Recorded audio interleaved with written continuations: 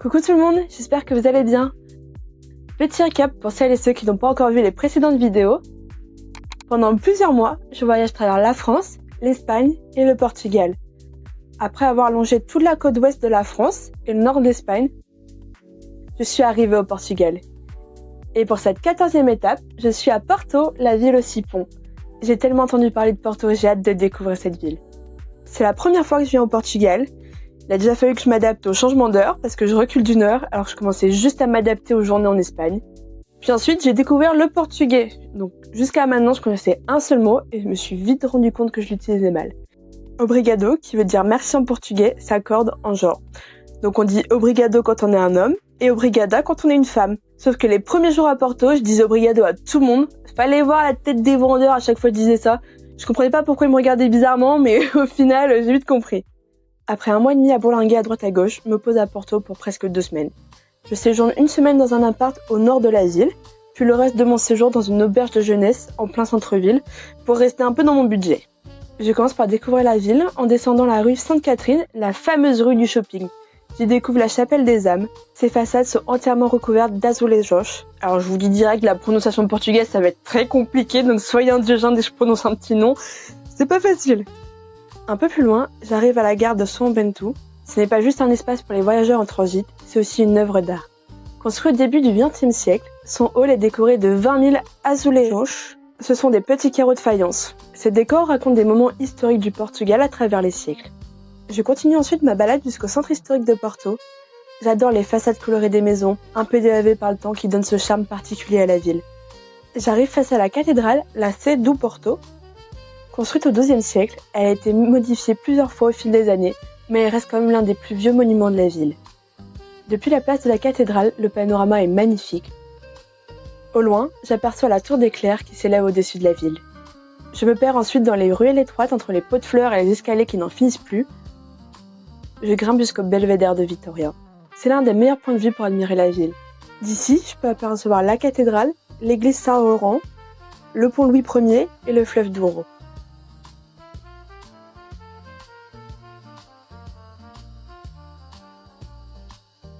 Puis j'arrive au pied de la tour d'éclair. Avec ses 67 mètres de haut, elle domine toute la ville. Je finis ma journée en me baladant dans les rues pour trouver le meilleur point de vue pour admirer le coucher du soleil. J'arrive au Miradouro Bendeirina da Saúde.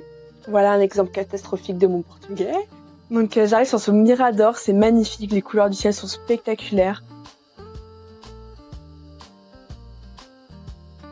Une fois le soleil couché, je rentre en longeant les rives du Douro. La ville de nuit est juste magnifique. Petit moment de repos avec un bon plat de pâtes devant une petite vidéo YouTube avant d'attaquer une nouvelle journée. Aujourd'hui, direction l'ouest de Porto. Je commence par longer les quais de Ribeira. J'observe le célèbre pont Louis Ier et les bateaux navigués sur le Douro. De l'autre côté du fleuve, je peux apercevoir la Vila Nova de Gaia. Ensuite, je passe devant le marché Ferreira Borges avec son architecture en fer rouge forgé, puis devant l'imposant palais de la Bourse et l'église Saint-François. Je continue de longer le fleuve en direction de l'océan. Le Douro est un long fleuve qui prend sa source en Espagne, dans la Sierra de Urbión, et vient se jeter dans l'océan au niveau de Porto. C'est un fleuve très apprécié pour faire des croisières. Dans l'eau, je peux apercevoir une personne sur une espèce de surf électrique en plein milieu du fleuve qui essaye de prendre les vagues derrière les bateaux. Il a l'air bien s'amuser. J'arrive sur le Viaduto dos Cais das Pedras. La route est construite au-dessus de l'eau et la partie piétonne en métal avec des petits trous tout au bord de la route, c'est vraiment pas mon moment préféré, ça m'inspire pas confiance, j'avais un peu peur de finir à l'eau. Au loin, j'ai commencé à apercevoir le Ponte da Arabida. Son arche longue de 270 mètres enjambe le fleuve pour relier Porto à Vila Nova de Gaia. Petite anecdote, à sa construction en 1963, c'était le pont en béton le plus long du monde. Aujourd'hui, grâce au Porto Bridge Climb, il est possible de faire une ascension guidée sur l'arche à 65 mètres de haut. Le Ponte da Arabida est le dernier pont avant que le fleuve se jette dans l'océan. Je continue ma balade et j'arrive sur la trajectoire des avions en direction de l'aéroport de Porto. Les avions s'enchaînent les uns après les autres. on voit vite que Porto est l'une des villes les plus touristiques du Portugal. Je passe ensuite devant une aire d'observation des oiseaux. C'est une zone de préservation sur laquelle je peux observer ces oiseaux marins se regrouper sur les petits bancs de sable au bord du fleuve. Puis j'ai fait une petite pause au Jardim do Calen avant de continuer ma balade vers l'embouchure du Douro.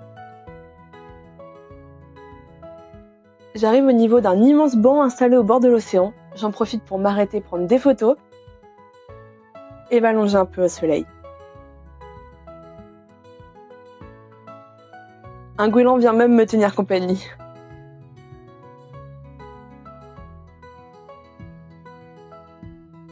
Et c'est reparti, je passe au mirador de l'estuaire du Douro avant d'arriver à la Praia do Carneiro et d'apercevoir le phare.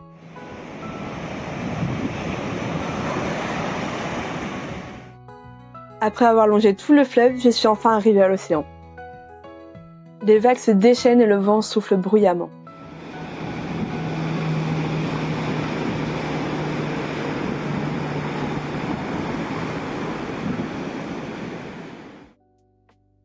Je longe les plages et passe par des petits sentiers juste au bord de l'eau en évitant de me faire arroser par une vague.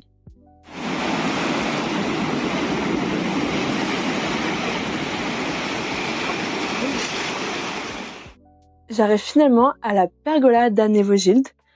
Avec les lumières du soleil qui commencent à se coucher, la pergola semble comme dorée. Je m'installe sur la Praia do Umendulem pour admirer le coucher du soleil. Franchement, la côte portugaise pour les couchers de soleil, c'est vraiment un autre niveau. L'océan en perte de vue et des couleurs vives dans le ciel qui restent pendant de longues minutes. C'est vraiment mon moment préféré de la journée.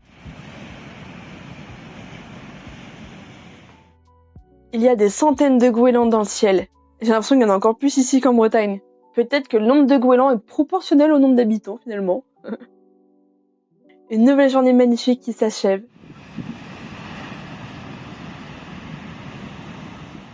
Je prends le bus pour regagner tranquillement le centre-ville. Aujourd'hui, direction l'est du fleuve pour avoir un peu de calme. Je traverse le pont Louis Ier pour rejoindre une grande passerelle qui borde le fleuve Douro. Ça fait du bien de s'éloigner du centre-ville, loin de cette agitation et de tout ce monde. J'arrive dans un endroit tranquille où je peux apercevoir le pont Saint-Jean et le pont Maria Pia. Le pont Saint-Jean permet au train de relier Porto au sud du Portugal. Je continue ma balade jusqu'à la Praia Fluvial do Arenhu avant d'arriver au 6e pont de Porto, le pont do Freixo. Je découvre une immense fresque peinte sur les colonnes. De base, j'avais prévu de traverser ce pont pour faire une espèce de boucle autour du fleuve, mais une fois arrivé en bas, je me suis rendu compte que c'était une autoroute et que je pouvais absolument pas traverser dessus. Demi-tour, je reprends la passerelle et je passe sous le pont Saint-Jean, puis sous le pont Maria Pia. Ce dernier est un pont ferroviaire qui a été construit par Gustave Eiffel, mais qui est aujourd'hui hors service. Je poursuis mon chemin en longeant le fleuve jusqu'au pont de l'Infante. Je tombe sur une petite chapelle à l'abandon. À Porto, on peut voir pas mal de lieux totalement abandonnés comme celui-ci, faute de moyens pour les entretenir. C'est un peu triste, mais il façonne vraiment le paysage de Porto, et c'est ce qui fait son charme à la ville. Je continue ma route et j'arrive tout en bas du monastère. Je passe sous le pont Louis Ier et découvre de près sa structure.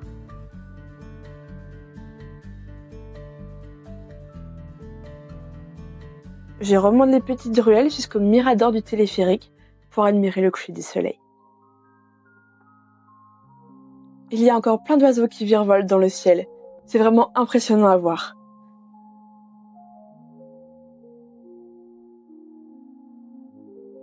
Je traverse le pont pour regagner le centre-ville de Porto.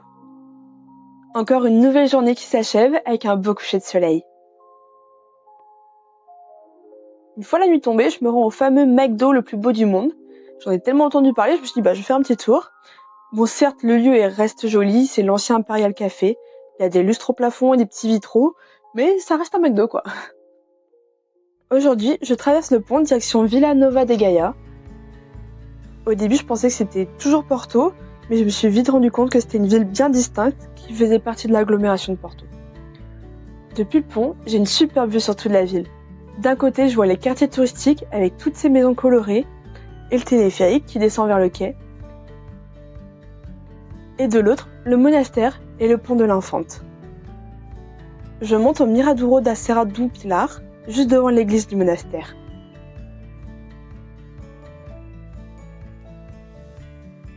Depuis ce point de vue en hauteur, je peux apercevoir le Jardim do Muro et le pont vu d'en haut. Le pont Louis Ier a été construit à la fin du XIXe siècle par un ancien associé de Gustave Eiffel. C'est pour ça qu'il ressemble autant au pont Maria Pia. Mais en plus, il a une passerelle inférieure où les voitures peuvent passer. Je descends ensuite vers le quai de la Ribeira de Gaia en observant le téléphérique qui passe au-dessus des maisons. Le long du fleuve, je découvre les barcos rabelos. Ce sont des embarcations typiques de la région avec un fond plat pour transporter les tonneaux de vin tout le long du Douro.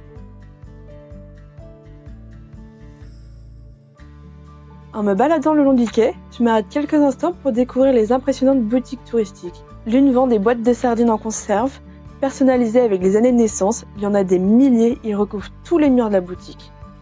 Une autre vend des beignets de poisson dans un décor de film Disney. C'est vraiment magnifique. Impossible de venir à Porto sans visiter les fameuses caves à vin. Direction la maison Fonseca pour une visite. J'y découvre toute l'histoire du Porto, son origine, ses secrets de fabrication et ses différentes cuvées. Je finis ma visite par une dégustation. Alors au moment où je suis arrivée dans la salle de dégustation, j'étais toute seule et le monsieur qui m'a présenté les vins était juste adorable. Il m'a tout traduit en français. Je déguste un vin de Porto rouge et un blanc. Le rouge reste quand même mon préféré parce qu'il est plus doux et plus sucré que le blanc. Je ressors de cette visite toute contente et je descends les rues pour retourner le long du quai. Au passage, je m'arrête pour observer l'église paroissiale de Santa Marina, puis le Alphabet, cette fameuse œuvre d'art bien originale en plein milieu des rues. Ensuite, je pars manger au Mercado Beira Rio. J'y déguste des spécialités locales avec un grand verre de Porto blanc.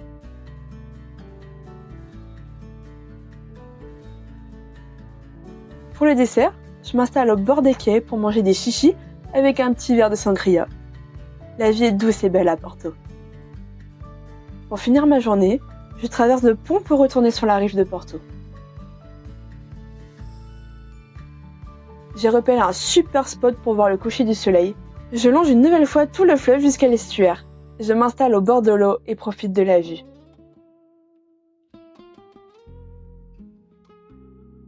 Les bateaux défilent pour sortir en pleine mer voir le coucher du soleil.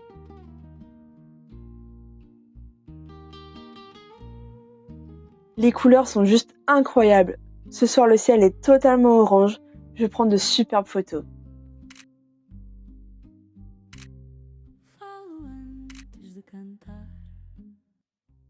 Tellement heureuse d'avoir pu capturer un paysage aussi magnifique.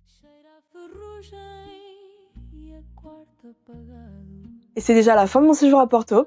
Je repars avec une petite bouteille de vin de Porto pour souvenir, en espérant qu'elle ne s'explose pas dans mon sac. Maintenant, direction Nazaré, en espérant pouvoir apercevoir la plus grande vague du monde. Si tu as aimé cette vidéo, n'hésite pas à liker et commenter. N'oublie pas de t'abonner et d'activer la petite cloche de notification pour ne rien manquer. À bientôt pour une prochaine vidéo.